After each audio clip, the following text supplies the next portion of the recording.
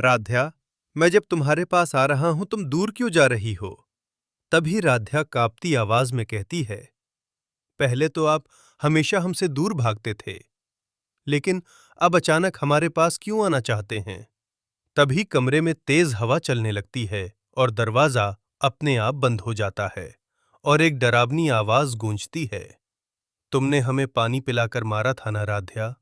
घबराकर पीछे हटती है और कहती है, नहीं, ये झूठ है, मैंने कुछ नहीं किया।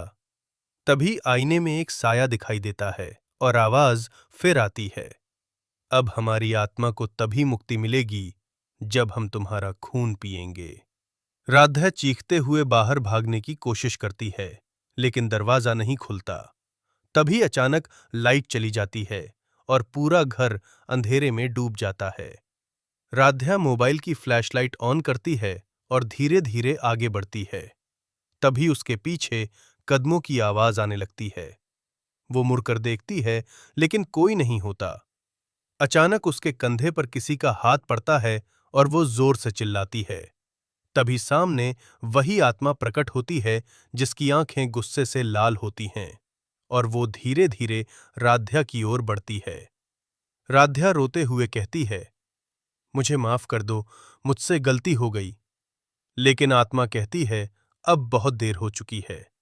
और जैसे ही वो राध्या के करीब आती है, तभी अचानक एक पंडित जी मंत्र पढ़ते हुए घर में प्रवेश करते हैं और कहते हैं, ये आत्मा अब और किसी को नुकसान नहीं पहुंचा सकती, मैं इसे यहीं बांध दूंगा। राध्या उनके पीछे छिप जाती है और पंडित जी पूजा शुरू करते हैं। तभी आत्मा और ज्यादा खतरनाक रूप ले लेती है और पूरे घर में चीजें उड़ने लगती हैं।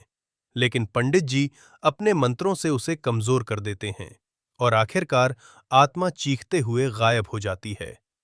राध्या जमीन पर बैठकर रोने लगती है और कहती है, क्या अब सब खत्म हो गया? तभी पंडित जी गंभीर आवाज में कहते हैं, नहीं, ये अंत नहीं है, ये तो बस शुरुआत है, क्योंकि उस आत्मा का बदला अभी बाकी है। और राध्या डर के मारे सन्न रह जाती है।